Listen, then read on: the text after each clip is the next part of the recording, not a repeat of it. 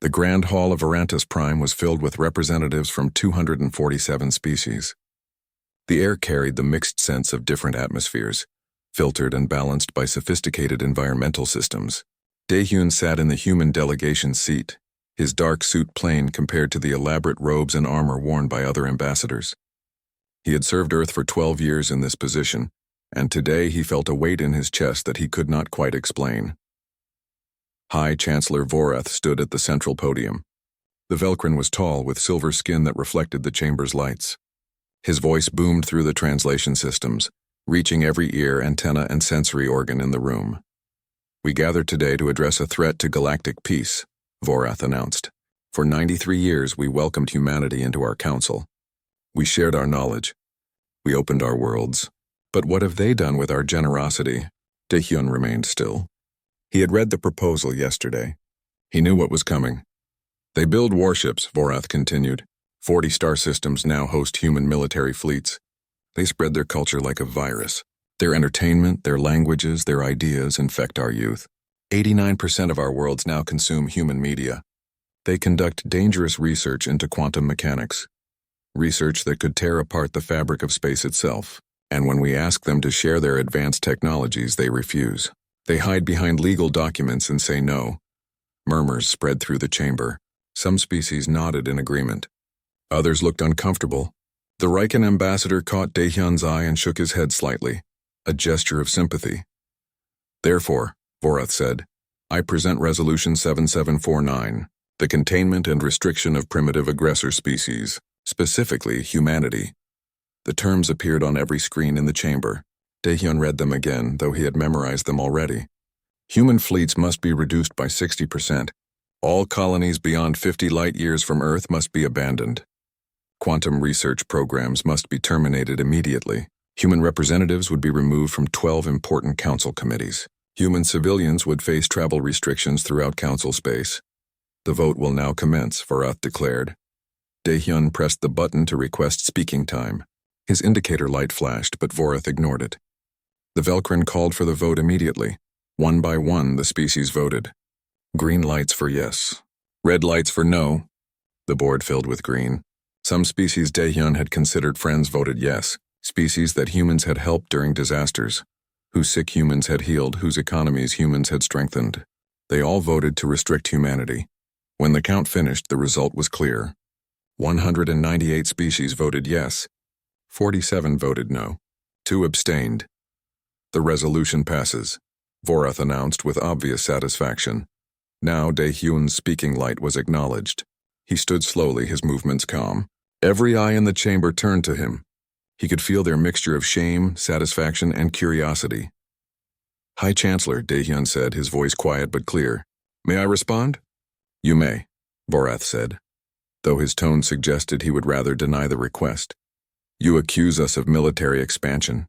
Every human fleet operates in space granted to us by treaty. Every warship was built to defend against pirates, which have killed thousands of our citizens. We never broke a single agreement." Daehyun touched his tablet and data appeared on the screens. "You accuse us of cultural contamination. The Council itself established free cultural exchange programs 50 years ago. Human entertainment is popular because people choose it, not because we force it on anyone. If Velcrin children prefer human music to Velcrin opera, perhaps you should ask why, not blame us."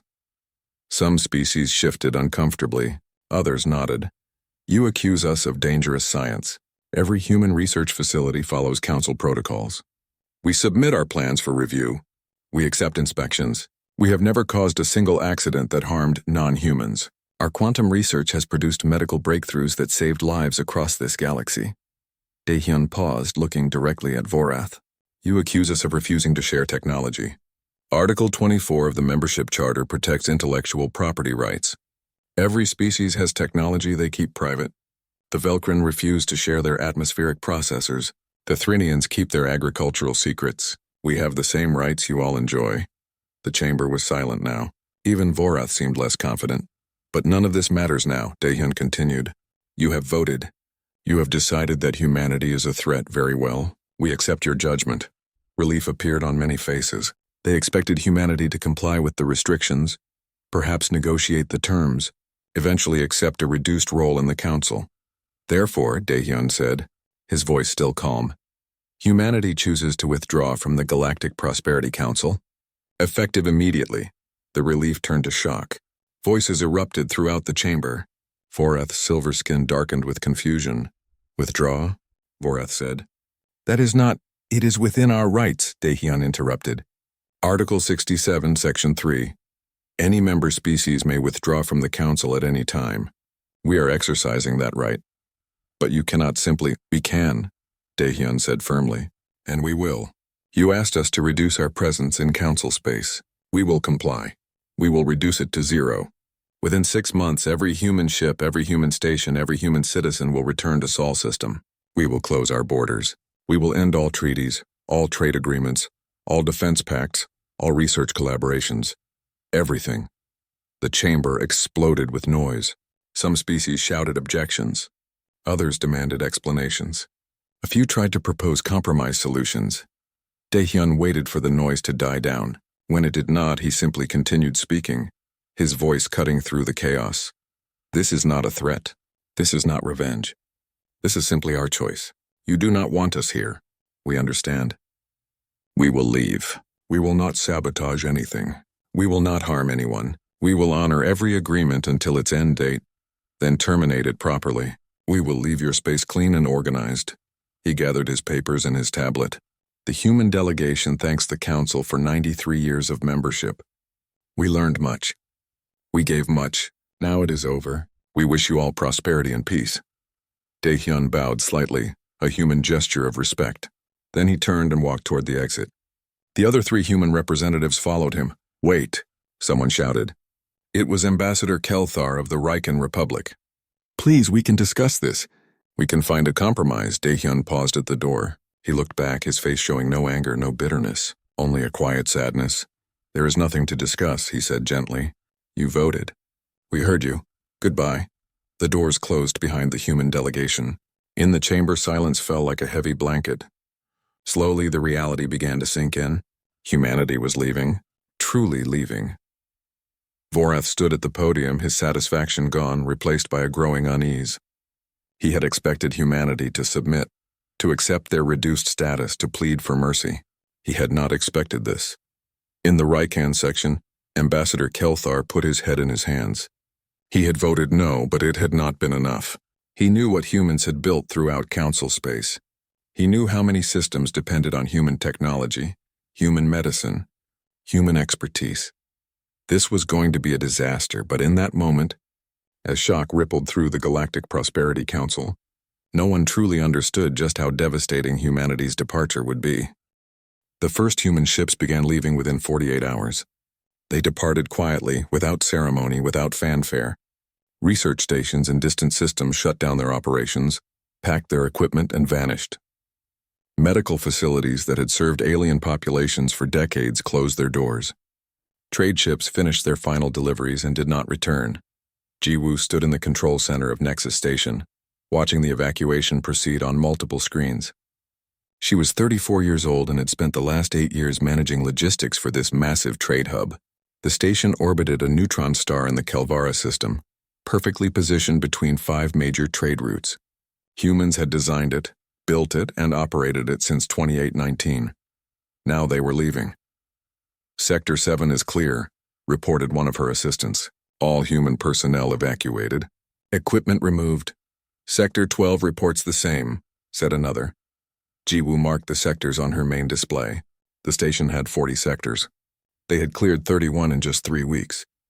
The efficiency was remarkable, but it made her sad. This had been her home. A Threnian journalist appeared at the control center door, escorted by security. The Threnians looked like tall, thin birds with 4 arms and deep blue feathers. This one wore a recording device on his chest. Coordinator Jiwoo, the journalist said through his translator. May I ask questions? Jiwoo nodded. You may. Why are humans leaving so quickly? The resolution gave you time to adjust. We are not adjusting, Jiwoo said simply. We are leaving. When you leave, you leave. There is no reason to drag it out. But this station, the journalist gestured around. You built this. Will you destroy it before you go? Jiwoo looked at him with confusion. Why would we destroy it? Some species believe humans will sabotage your creations out of revenge. That is foolish, Jiwoo said. We are not angry. We are just leaving. The station will continue to function. We are leaving all the manuals and technical documents. The basic systems will run for about 18 months before they need maintenance that requires human engineers. After that, you will need to find your own solutions. Can you not teach others how to maintain it? We offered to do that many times over the years, Jiwoo said. The council said it was not necessary. They said we would always be here. They were wrong. The journalist's feathers ruffled, a sign of distress. What if the station fails? Millions depend on it. Jiwoo turned back to her screens. Then you should have thought about that before you voted to make us leave. We honored our agreements. We built this station well. But we are not responsible for what happens after we are gone. That responsibility is yours now. The journalist left, looking troubled. Jiwoo watched him go, then returned to her work. There was still so much to do. Across council space, similar scenes played out. On Theraxis 4, a human doctor named Hyun-suk finished treating her last patient, a young Velcrin child with a genetic disorder. She had spent 6 years on this world, learning Velcrin biology, developing treatments that their own doctors could not create. Now she was packing her medical equipment and preparing to leave. The child's mother stood at the doorway, crying. Please do not go, she begged. My daughter needs you. She will die without your treatments. Hyun-suk felt her heart break, but she kept her face calm. I trained 3 Velcrin doctors in the procedure. They can continue the treatments. The medicine formulas are in the hospital database. Everything you need is here, but they are not as skilled as you. Then they must learn. Hyun-suk said gently. I'm sorry. I truly am. But this was not my choice. Your people voted to make humans leave. We are honoring that vote. She finished packing and walked past the crying mother. It was one of the hardest things she had ever done. In the Draxon system, human engineers shut down the defense grid they had installed and maintained for 12 years. The Draxon were a peaceful species, unable to fight off the pirate raids that plagued their shipping lanes. Humans had offered to help, building an automated defense system that protected the entire system. Now they were taking the control cores with them. You cannot leave us defenseless, the Draxon governor pleaded. The system will function in automatic mode, the human engineer explained. But without regular updates and maintenance, it will become less effective. We left detailed instructions. Perhaps you can find engineers from another species to help. But why take the control cores? Because they contain human technology that we created. They are ours. We are taking them home. The governor watched helplessly as the humans dismantled the most critical components and loaded them onto transport ships. Within a week, pirate attacks in the Draxon system increased by 300%. The pattern repeated throughout council space. Hospitals struggled without human doctors who had trained in 600 different alien physiologies. Trade routes became dangerous without human navigation algorithms that calculated safe paths through unstable space. Food production dropped on worlds that had relied on human agricultural technology. Communication systems slowed to a crawl without human-maintained quantum relays. The council called emergency sessions. Economic reports painted an increasingly dire picture. 14 species faced immediate crises. The Velcrin Empire's economy contracted by 8% in a single month. The Threnian Republic reported food shortages on 3 of their colony worlds. High Chancellor Vorath addressed the council, trying to project confidence. This is temporary. We will adapt. We will find solutions. We were foolish to become so dependent on a single species. This crisis will make us stronger. But privately, Vorath was terrified. He had not understood how deeply humanity had embedded itself into the council's infrastructure. They had not been conquerors or controllers. They had simply been helpful. So helpful that everyone had started relying on them without realizing it. Month by month, the exodus continued. Human colonies beyond 50 light-years from Earth shut down completely. Thousands of ships carried millions of humans back toward Sol system. They took their technology, their knowledge, their skills. They left behind buildings and basic equipment, but anything truly advanced went with them. Some species tried to steal human technology before the humans left. They attempted to copy data from computers, to scan equipment, to bribe human technicians for information. But they discovered that human security was far better than they had realized. Encrypted systems could not be broken. Scanning revealed only surface details. And human technicians proved completely loyal. Not one accepted a bribe. On day 183, the last human ship prepared to leave Council space. It was a massive colony transport, carrying 15,000 humans who had lived on the border worlds. Jiwoo was on that ship. She stood at an observation window watching the stars slip past as they accelerated toward Sol system.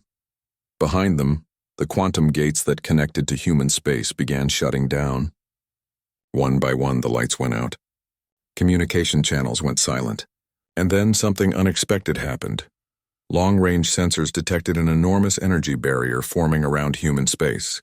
It surrounded every human star system, every human colony, every piece of human territory. 100 systems simply vanished behind an impenetrable wall of energy.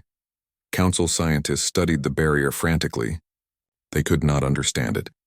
The energy signatures were unlike anything they had encountered. Ships that approached the barrier were not destroyed. They were simply pushed away gently but irresistibly by forces that made no sense according to their physics. High Chancellor Vorath stood in his private chambers, staring at the sensor data. The humans had sealed themselves away completely. They were not just leaving Council space. They were isolating themselves from the entire galaxy. "What have we done?" he whispered to himself. In the Council chambers, emergency sessions continued day and night. But without humans to consult, without human experts to explain their technology, without human engineers to fix what was breaking, the Council found itself struggling with problems they could not solve. And humanity, safe behind their barrier, began building something new. Something the Council would not see. Something they would not understand until it was far too late to matter. The silence from human space was absolute, and somehow that silence was more frightening than any threat could have been. 1 year after humanity's departure, the Galactic Prosperity Council faced a reality none of them had imagined. The problems were not going away. They were getting worse. The quantum communication network that connected all Council worlds had degraded to 40% efficiency. Messages that once arrived instantly now took hours or days. Some never arrived at all. The network had been designed by a joint team 70 years ago, but humans had maintained it, improved it, and kept it running smoothly. Now, without their constant adjustments and repairs, the system was dying. Council technicians tried to fix it. They followed the manuals humans had left behind. But the manuals were incomplete. They explained what to do, but not why it worked. They showed the steps, but not the understanding. It was like giving someone a recipe without teaching them how to cook. Medical facilities across Council space struggled with obsolete equipment. The sophisticated diagnostic machines humans had built required replacement parts that only human factories produced. Those factories were now behind the barrier, unreachable. Doctors watched helplessly as their best tools broke down one by one. On Dinara Prime, a Thrinian hospital administrator named Kelvin stared at a broken medical scanner. It had been able to detect diseases at the molecular level, catching problems before they became serious. Now it sat dark and useless. "Can we fix it?" he asked his chief engineer. "No," the engineer said. "The quantum resonator is burned out. We would need to replace it. Where can we get a replacement?" "From humans. Only they know how to manufacture them." Kelvin felt frustration rise in his chest. "Can we contact the humans?" "Ask them to sell us the parts." "We have tried," the engineer said quietly. "They do not respond.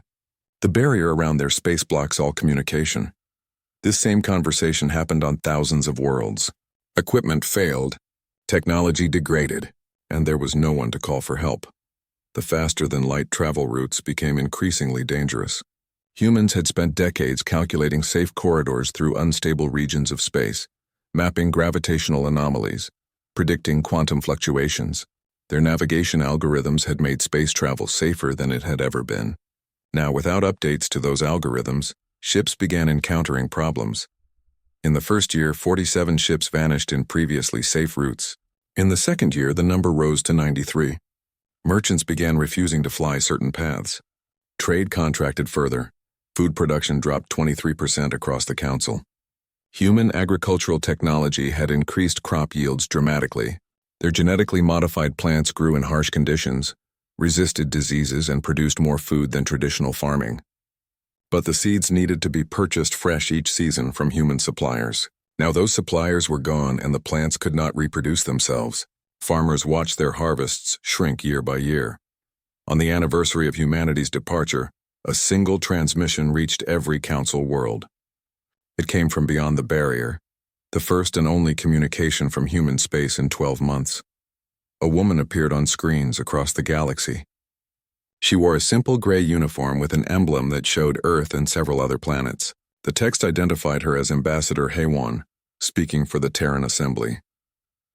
"People of the Galactic Prosperity Council," she said, her voice calm and professional. "1 year ago, we left your association. We wish to make our position clear. We hold no grudge. We bear no ill will toward any of you. You asked us to leave, and we honored that request. Our borders will remain closed. Do not attempt to contact us. Do not attempt to breach the barrier. We wish you prosperity and peace. Goodbye." The transmission ended. That was all.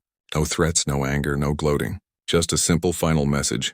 3 species attempted to break through the barrier after that. The Velkrin sent a military fleet. The Riken sent a diplomatic ship. The Dentheran sent scientists in a research vessel. All 3 attempts failed. The ships were not attacked. They were not destroyed. They were simply pushed away by forces they could not resist or understand. It was like trying to walk through a solid wall. The wall did not hurt you. It simply refused to let you pass. Thalvin was a Velkrin scientist who had opposed Resolution 7749 from the beginning.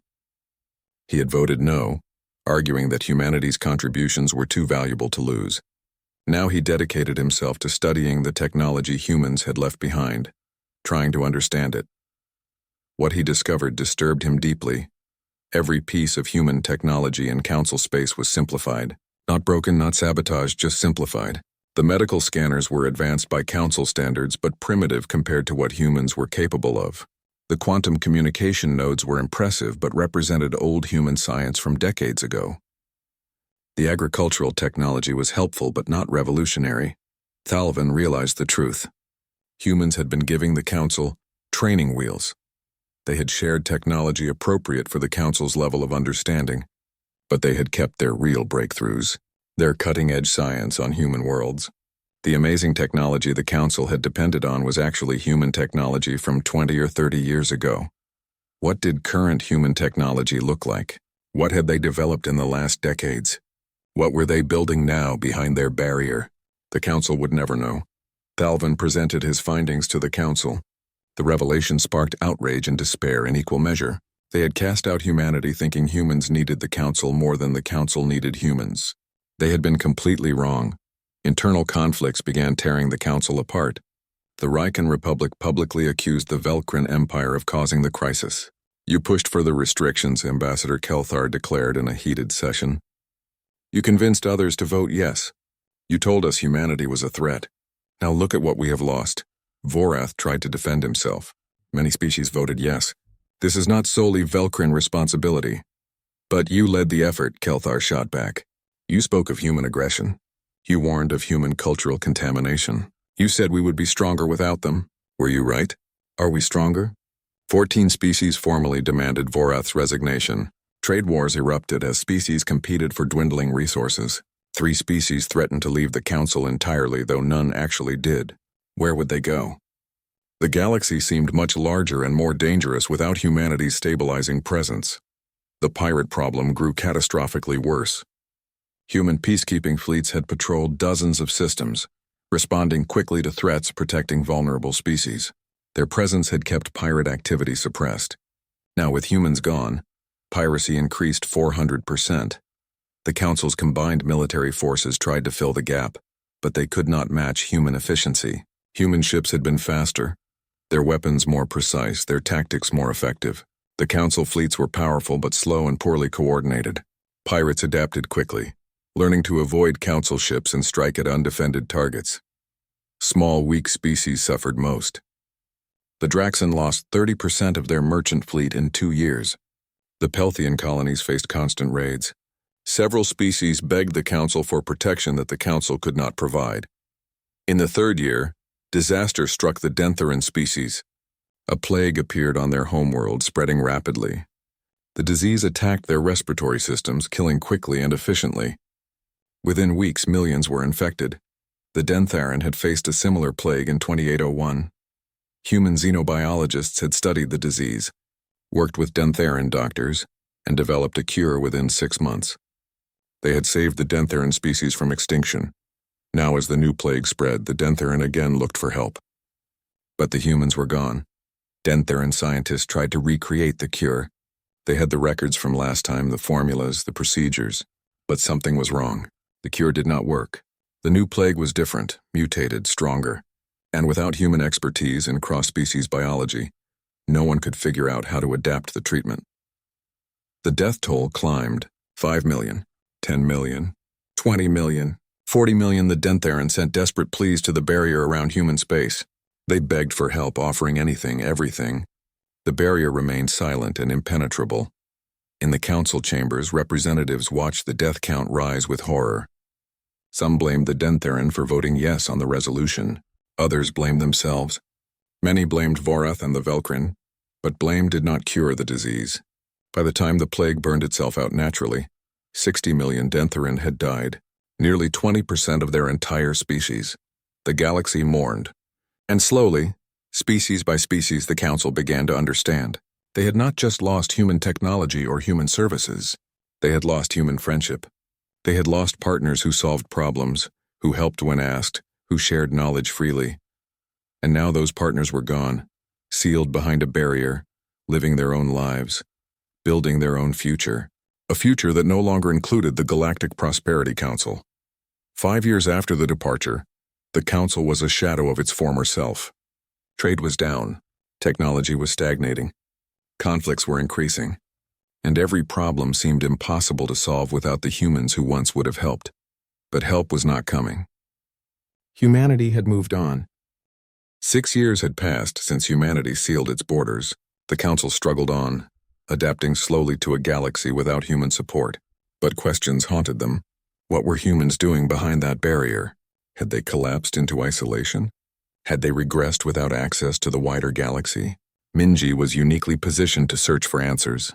She was human by birth but had married a Thrinian named Relthar before the departure. When humanity left, she faced an impossible choice. Return to Sol system and leave her husband, or stay and lose her human citizenship. She chose to stay. Now she was stateless, neither human nor council citizen, a woman between worlds.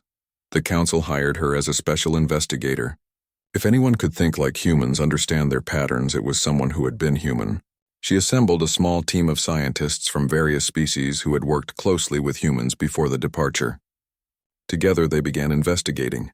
They started with the historical records. When did humanity start preparing for departure? The answer shocked them.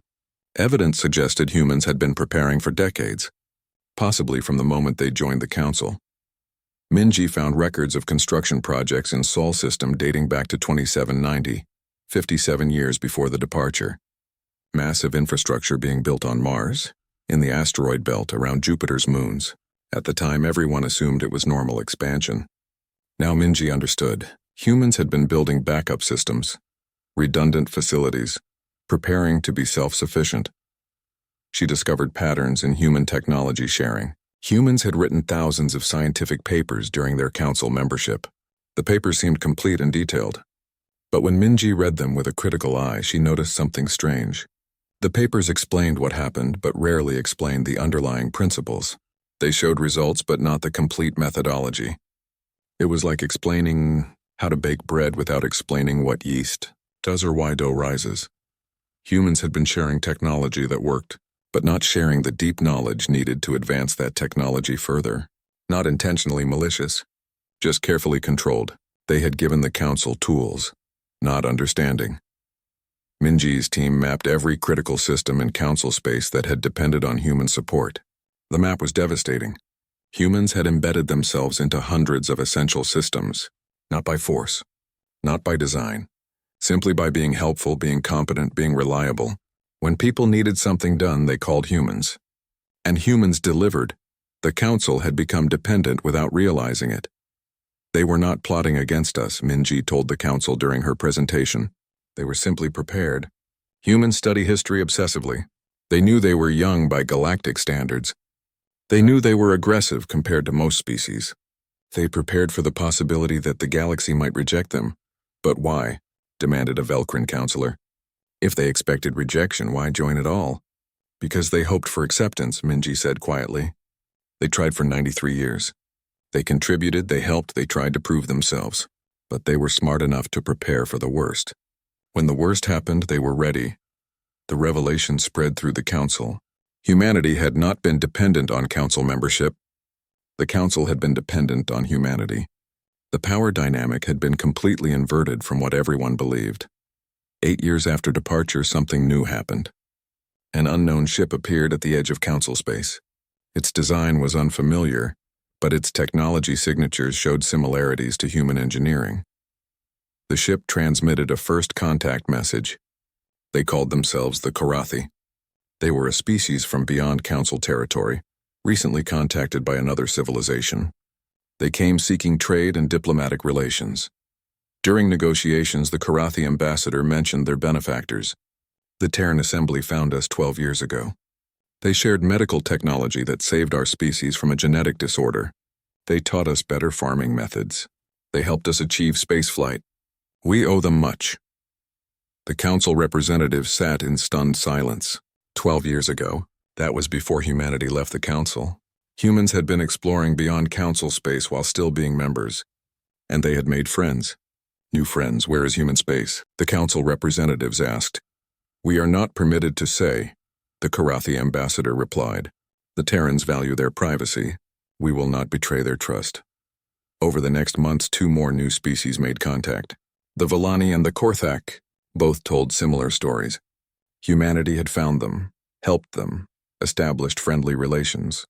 Both refused to reveal human locations or share human technology with the council. The council realized with growing despair that humanity had been building a new network of alliances while the council declined. They were not isolated. They were not struggling. They were thriving. Council intelligence agencies worked desperately to intercept any information about human space. They succeeded partially. Transmissions leaked through the barrier sometimes, not messages directed outward. Internal human communications that accidentally escaped. The intercepted data painted an incredible picture. Human society had unified completely. All the old nations and divisions had dissolved. There was now a single Terran assembly governing all human space. Population was growing rapidly. Technology was advancing at an incredible pace. Massive construction projects were underway throughout human territory. One intercepted transmission showed a young human teenager, maybe 16 years old, giving a presentation at a school. His name was Tae Young. He was explaining quantum physics concepts that council scientists did not understand. A teenager, explaining theories that exceeded the council's best researchers. What had humanity become in 8 years of isolation? High Chancellor Vorath was removed from power during the 9th year. His own species, the Velkrin, led the effort. He had become the symbol of the council's greatest mistake. In his final address, he spoke words that would be remembered for generations. We thought them young and reckless, Vorath said, his voice heavy with regret. We thought they needed us more than we needed them. We thought we could limit them, control them, shape them to fit our comfort. We were the reckless ones. We cast out the species that was holding us together. I will bear this shame for the rest of my life. He stepped down quietly. No protests, no defiance, just acceptance of failure. The new High Chancellor was a Riken named Kelthar, who had opposed the restrictions from the beginning. His first act was to issue a formal apology to humanity. He crafted the message carefully, acknowledging the Council's mistake, expressing genuine regret, inviting humanity to return. The message was transmitted toward human space. It bounced off the barrier. No response came. Kelthar tried again. And again. 30 messages over 3 years. All ignored. The barrier remained silent and absolute. Finally, in desperation, Kelthar asked Minji to try. She was human. Maybe they would listen to her. Minji agreed. She approached the barrier in a small ship, broadcasting her identity, requesting entry. To everyone's surprise, the barrier opened. Not completely. Just enough for her small ship to pass through. She vanished into human space. 6 months passed with no word. The Council feared she was dead or imprisoned, or had simply joined humanity and forgotten about them. But then her ship emerged from the barrier. She returned alone. She looked different. She wore a gray uniform, similar to what Ambassador Haywan had worn in the transmission years ago. Her bearing was formal, official. She carried a sealed data chip, I met with the Terran assembly, Minji said. I was treated with respect and courtesy. I was shown some of what humanity has built. Not everything. Just enough to deliver their message. She inserted the data chip. A woman appeared on the screen. She was young, maybe 40, with confident eyes and a calm demeanor.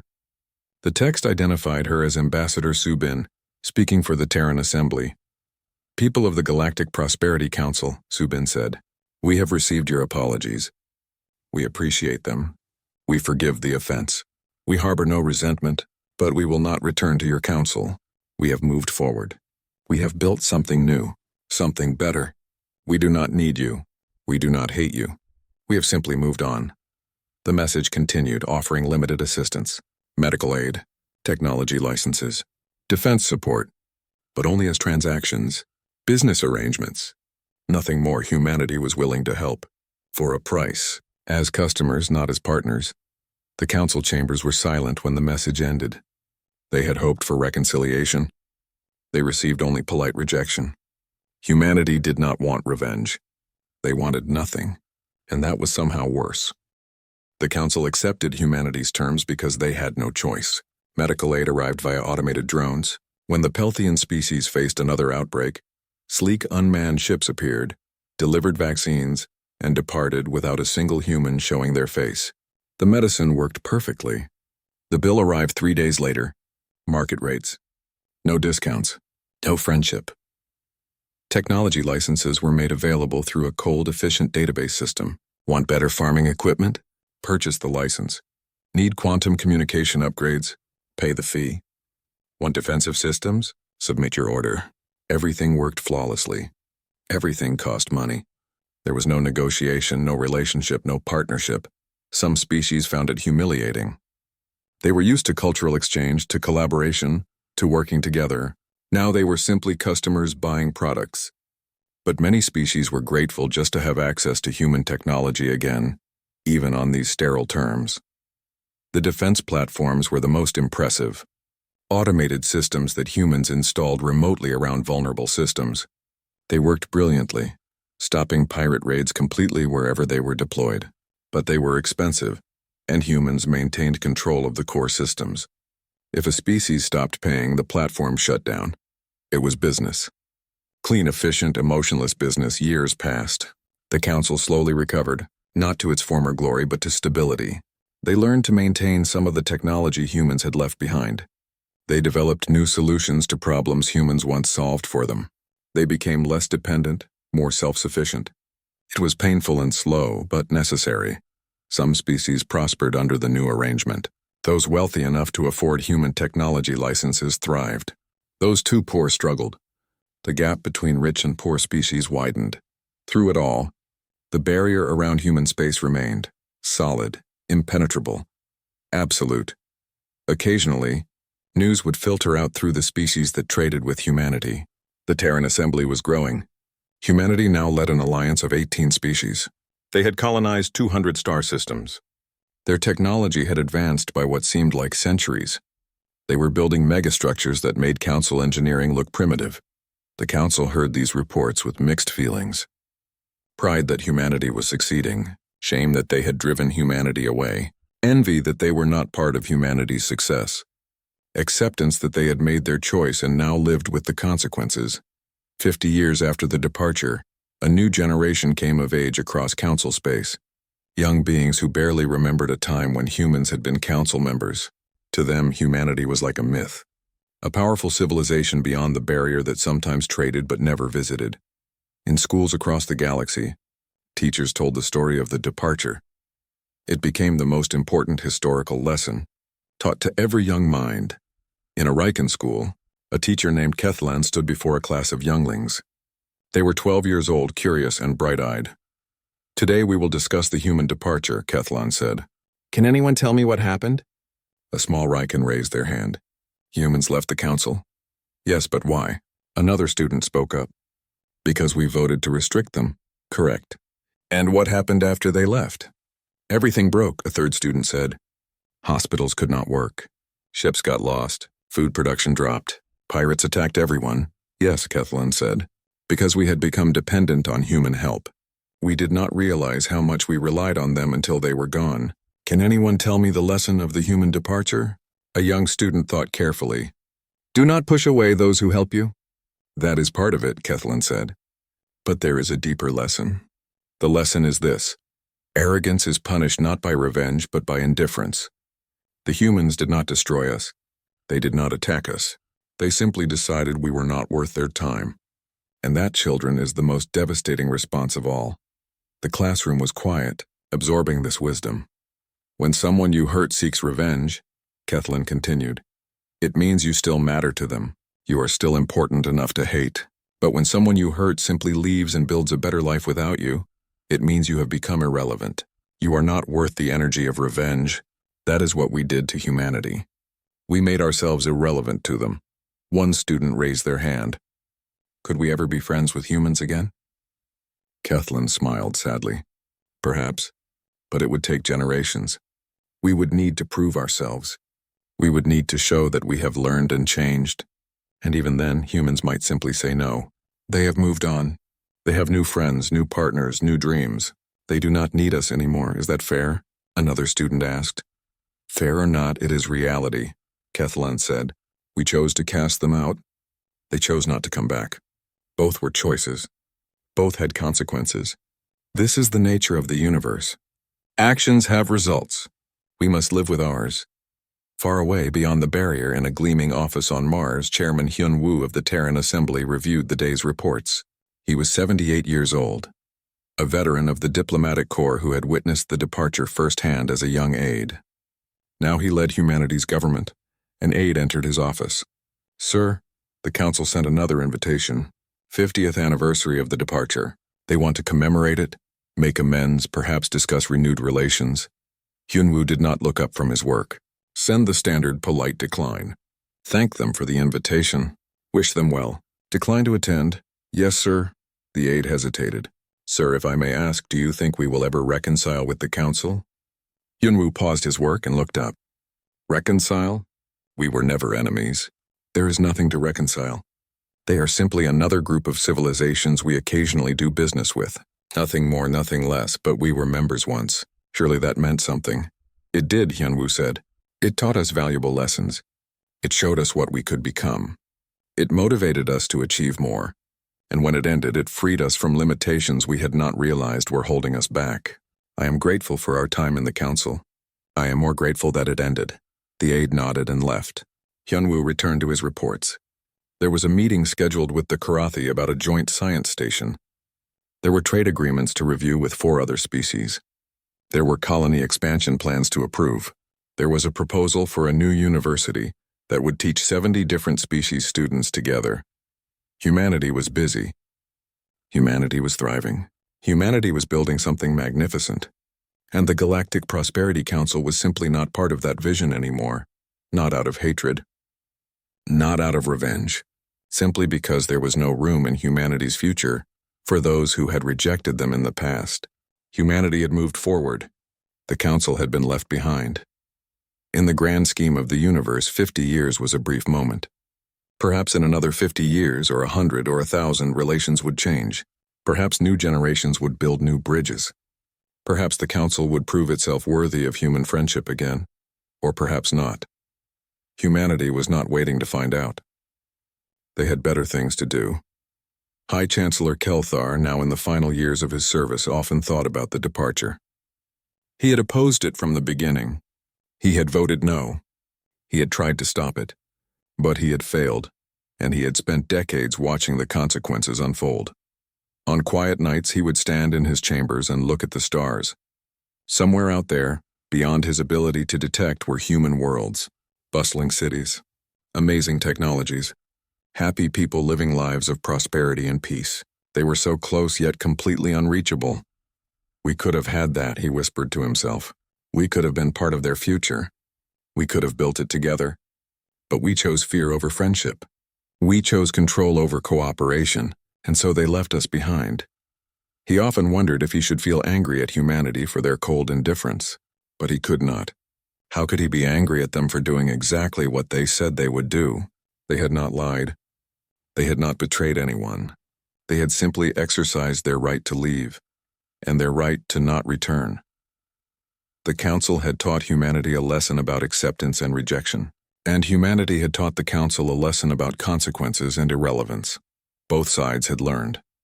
Both sides had changed, but they had changed separately on different paths, moving in different directions, and that, Kelthar thought, was perhaps the saddest part of all. Not that they had become enemies, but that they had become strangers.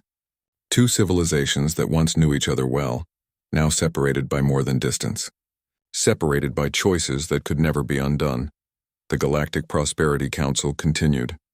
Humanity continued. Both would survive. Both would grow. But never again together. The departure was complete. The lesson was learned, and the galaxy moved on, carrying the weight of what might have been and the reality of what was.